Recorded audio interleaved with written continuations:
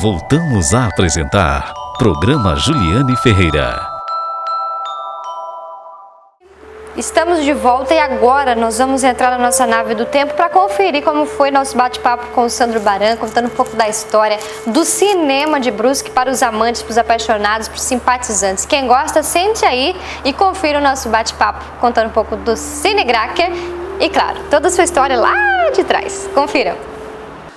Agora é hora de falar de cinema. Separe aí a sua pipoquinha, senta no seu sofá, você que é de Brusque, você que não é de Brusque, eu tenho certeza que vocês vão gostar dessa história. Até que enfim deu certo trazer esse homem aqui no programa Juliane Ferreira pra gente contar um pouco da história do cinema desse município.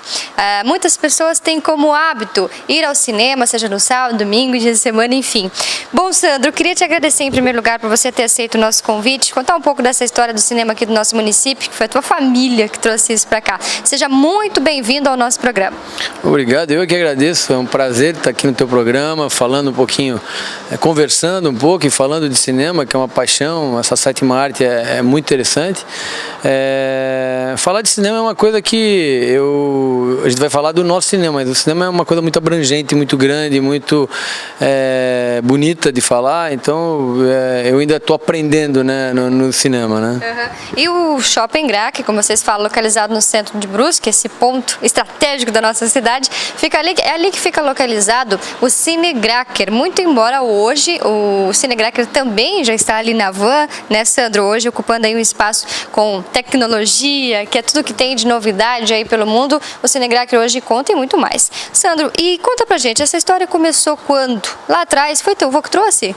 Na verdade, o cinema em Brusque começou por volta dos anos 50, se eu não me engano, 1957, começou o cinema com o Cine Esperança.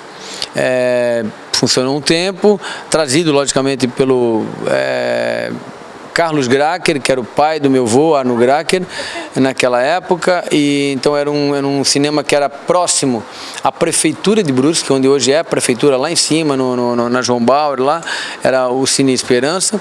Depois veio para o centro e se tornou Cine Guarani.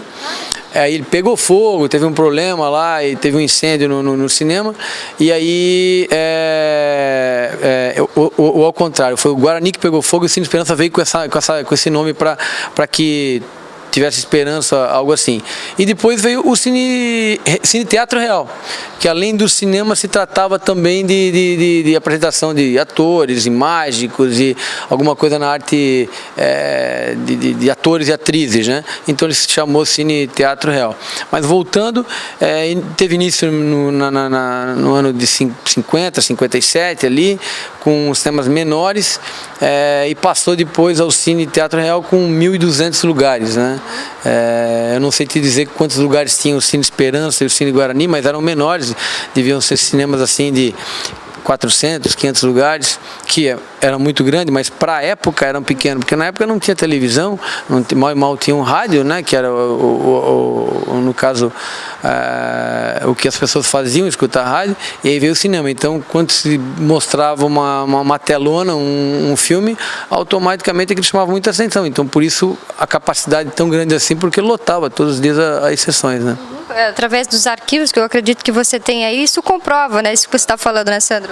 Nós temos várias fotos de cinemas com lotação, pessoas sentadas não só nas cadeiras, nos corredores, no chão, perto da tela, filas enormes e aguardando para a próxima sessão, que normalmente na época se faziam duas sessões, a sessão matinê, né, que era na parte da tarde, e depois mais uma no final da noite, também não muito tarde, porque as pessoas tinham por hábito levantar muito cedo para trabalhar e tal, então não tinha sessões 9 horas da noite, eram sessões ali de 6, 7 horas, aí terminava a sessão, o pessoal ia para casa e tudo mais, ou ia para missa, aquela coisa muito cultural da época, né? Então e às vezes tinha sessões, eu sei também, aos domingos, que chamava-se da manhã. 10 horas, 10 e meia, após a missa, as pessoas se encontravam e viam uma sessão, depois no início da tarde, depois aquela final. Então, todas elas lotavam, né? Histórias da minha avó, do meu avô na época, contavam muito que... E aí aquela coisa, né? Na avenida central da cidade, as mulheres ficavam de um lado da cidade, os homens do outro, e aí era o desfile de moda, os encontros dos casais, dos namorados e das pessoas, era em frente ao cinema. Então já começava aquela cultura de namoro do cinema, de ir no cinema e tal, mas na verdade tinha outras intenções também, né? Bom, você já nasceu respirando isso tudo aí, meio a sua família. A partir de quando que você se lembra já metido aí já nessas coisas da família, do cinema, Sandro? É verdade, eu nasci, fui criado dentro do cinema participando. Olha, com 6 anos, com 5 anos eu me lembro de já estar fazendo bagunça, correndo por dentro das salas de cinema com meu avô, incomodando lá, entendeu? Como qualquer criança. Então eu me lembro de tudo, das pessoas, de muitos senhores que trabalharam na época, né? Tenho uma lembrança de levar bronca, de pegar na minha orelha, de brigar comigo por estar fazendo bagunça, e das pessoas entrando, cumprimentando, eu do lado do meu avô, na porta do cinema, na portaria.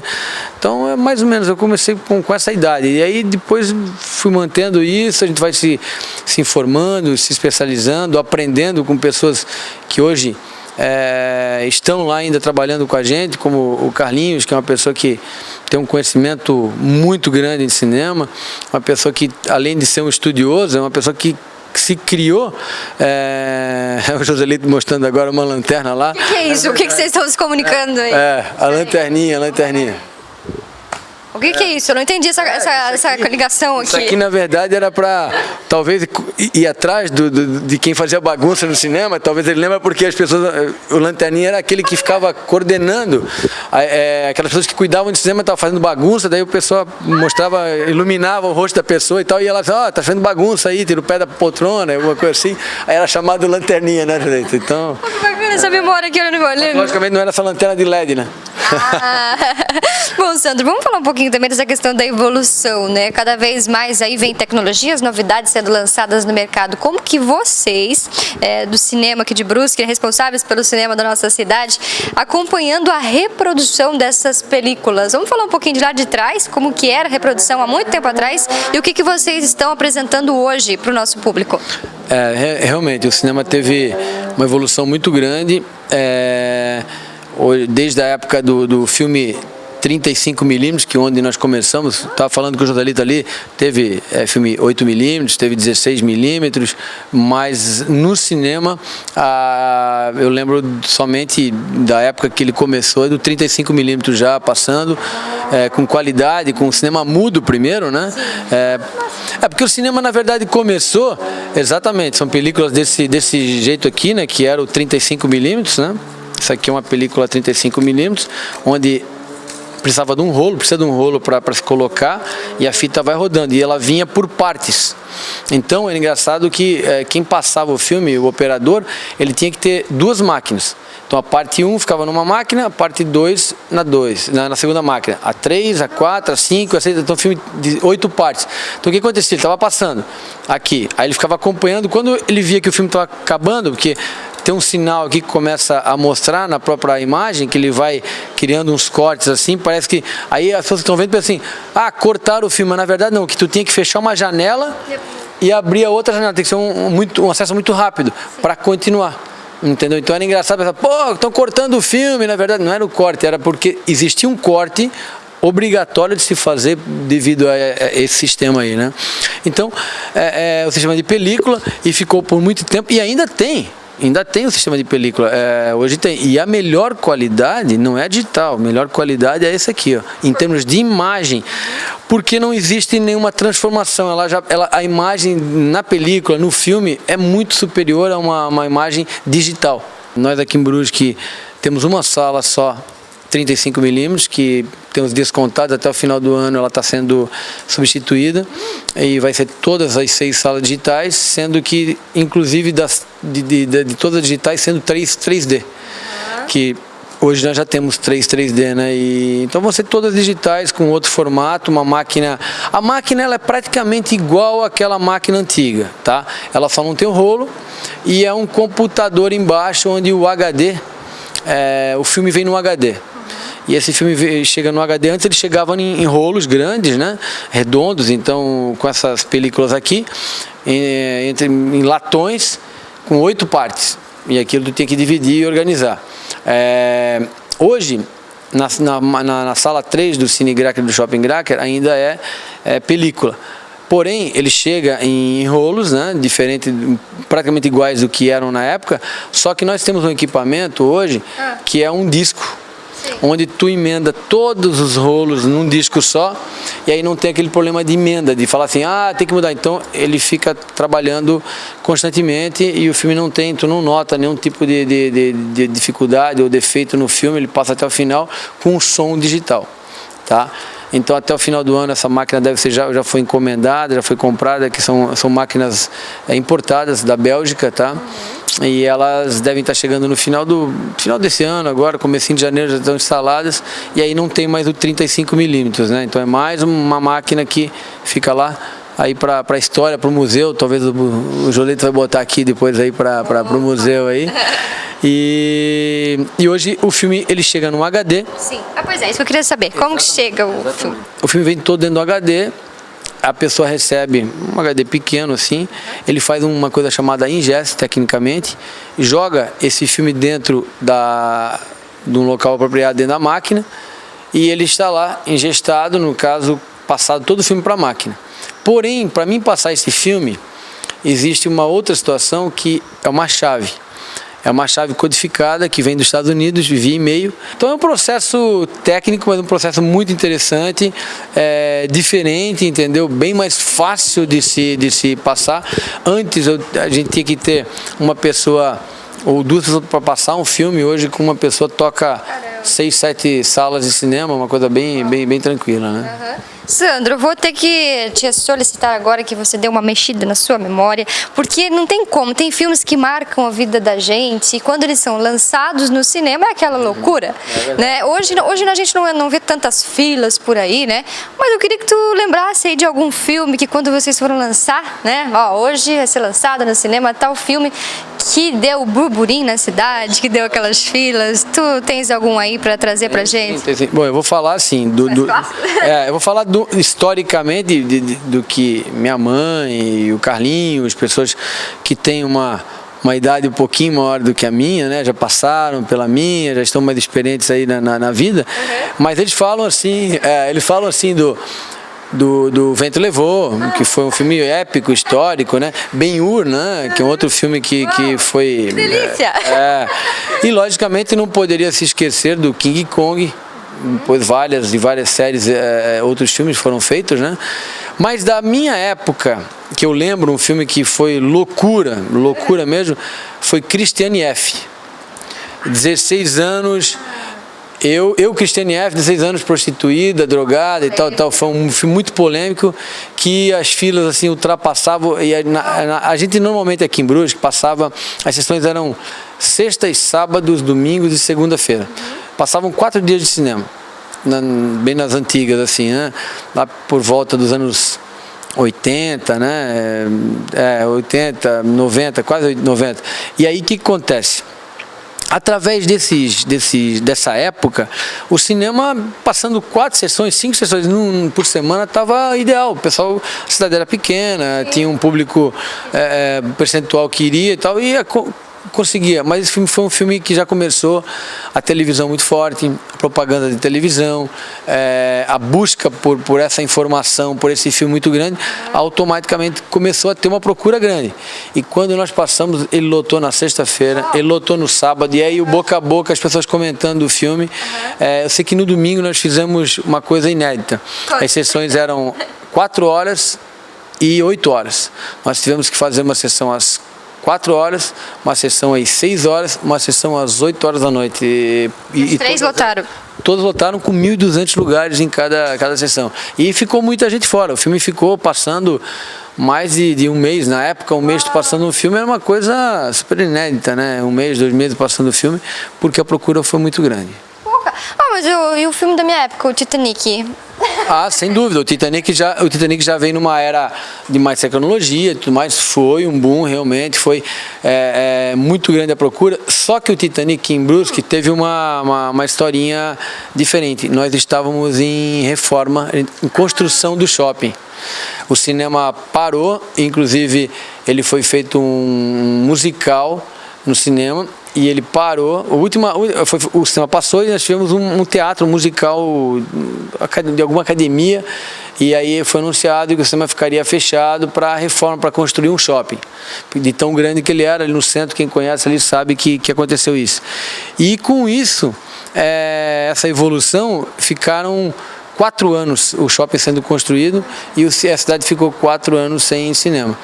E nesse meio tempo houve o boom do Titanic, que foi, e com certeza seria em Brusque, o campeão de bilheteria, de sucesso e tudo mais. Essa reconfiguração do filme, né?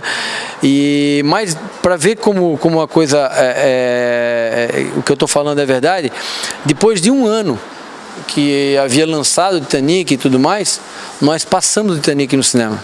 E ficou 1 mês lotando o filme, mesmo as pessoas que já tinham visto, vieram novamente para ver o filme em Brusque e tal, e tantos outros que não tiveram condições acabaram vindo ver o filme e tal, e foi um boom. Então, realmente, se tivesse passado o Titanic em épocas quando lançou, ele com certeza teria certeza que seria o campeão de bilheteria. Oh, que bacana, eu tô curtindo demais, tá contando um pouco dessa história aqui com o Sandro. A gente não vai falar tanto de hoje de tecnologia 3D e novidade, porque isso vocês já estão podendo acompanhar.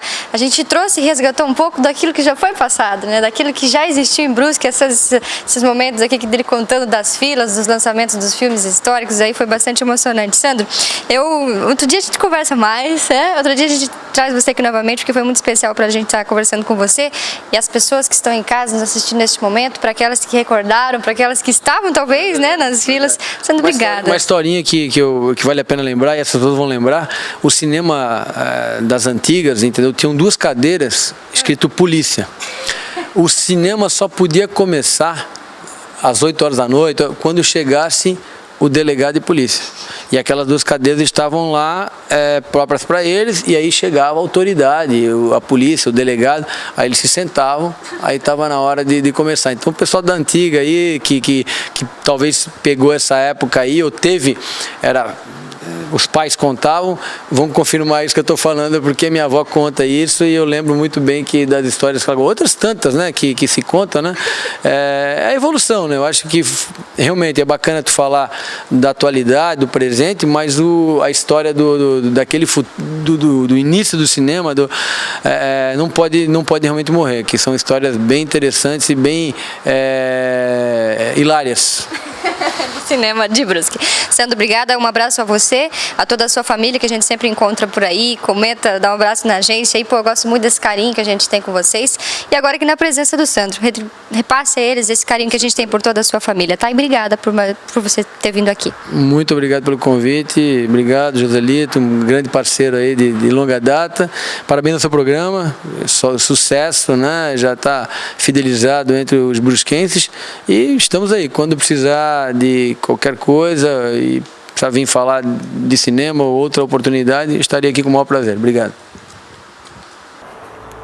Muito bom, muito gostoso voltar no tempo. E voltar no tempo, falando de história que marcou uma época, é melhor ainda, não é verdade? Obrigada, Sandro Baran, pela oportunidade, por parar esse pouquinho aqui com a gente, contar um pouco dessa história muito bom, não é todo dia, né?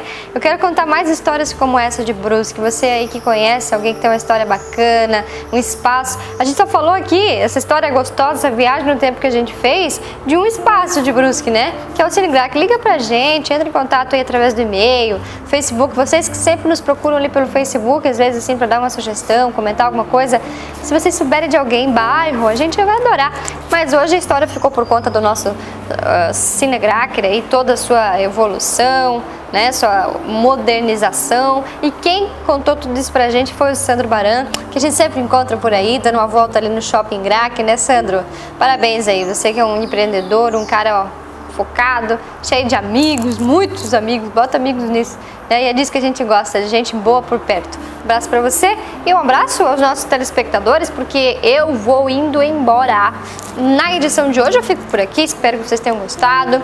Nós estamos aí com as nossas reprises, você fique à vontade para assistir, seja através aqui do nosso canal do YouTube, né? Se você não conseguiu ver pela TV, você pode assistir aí através das nossas reprises. Na semana que vem, eu tô de volta. Não esqueça aí de tomar bastante suco, né? Sucos naturais de preferência, água, né? Evitar um pouco refrigerante. Nós estamos aí nessa temporada de calor, né? Os comentários são de que esse ano vai ser novamente um final de ano bastante quente. Se for, esteja preparado para isso, né? Não fique se expondo muito no sol. Vamos trazer aqui um profissional, né, para falar um pouco sobre isso, falar um pouco sobre os cuidados que se deve ter nessa temporada aí de calor intenso, tá bom? Beijo para vocês, até semana que vem.